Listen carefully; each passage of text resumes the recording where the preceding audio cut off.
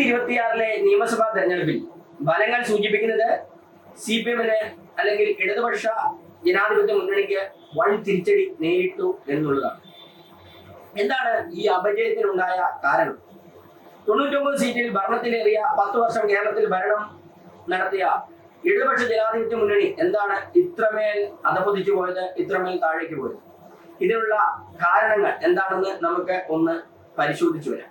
2024 കേരള നിയമസഭാ തെരഞ്ഞെടുപ്പിൽ ഫലങ്ങൾ സൂചിപ്പിക്കുന്നത് CPM നേതൃത്വം നൽകുന്ന LDF വൻ തിരിച്ചടി നേരിട്ടിരിക്കുകയാണ്. കേരള രാഷ്ട്രീയത്തിൽ CPM-ന്റെ പ്രത്യേകിച്ച് ഇടതു പാർട്ടികളുടെ സ്വാധീനം കുറയാനുള്ള പ്രധാന കാരണങ്ങൾ എന്തെല്ലാമാണ് നമുക്കൊന്ന് വിലയിരുത്താം. അഴിമതിയും ഭരണവിരുദ്ധ വികാരവും പ്രധാന ഒരു കാരണമായി മാറി എന്നുള്ളതാണ് നമുക്ക് മനസ്സിലാക്കാൻ കഴിയുന്നത്.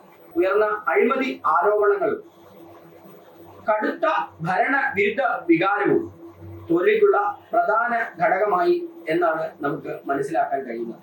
ശബരിമല അഴിമതി UDF-ന്റെ വിജയത്തിന് കാര്യമായ ഗുണം ചെയ്തുവെന്ന് നമുക്ക് മനസ്സിലാക്കാൻ കഴിയും. ദേവസ്വം ബോർഡിന്റെ മന്ത്രിമാരായിരുന്ന കടകംപള്ളി സുരേന്ദ്രൻ അതുപോലെ തന്നെ VN വാസവൻ രണ്ടുപേരും പരാജയപ്പെട്ട ഒരു വസ്തുത നമ്മുടെ മുന്നിൽ നിൽക്കുകയാണ്. പിണറായി വിജയന്റെ മകളായ വീണ വിജയനെതിരെ ഉണ്ടായിരുന്ന അഴിമതി കരിമണൽ കത്തയിൽ നിന്നും 1 കോടിയിലേറെ രൂപ കൈപ്പറ്റിയെന്നുള്ള വസ്തുത പുറത്തു വരികയും അതുമായി ഉയർന്നു വന്ന ചർച്ചകളിൽ പാർട്ടി പിണറായിയെ സംരക്ഷിക്കുന്ന രീതിയിലുള്ള തീരുമാനങ്ങൾ എടുത്ത് മുന്നോട്ട് പോയതും ഇടതുപക്ഷ ഭരണത്തിന് ജനങ്ങളുടെ ഇടയിൽ അവമതിപ്പുണ്ടാക്കാൻ കാരണമായി എന്നുള്ളത് ഒരു പ്രധാന കാരണമാണ്.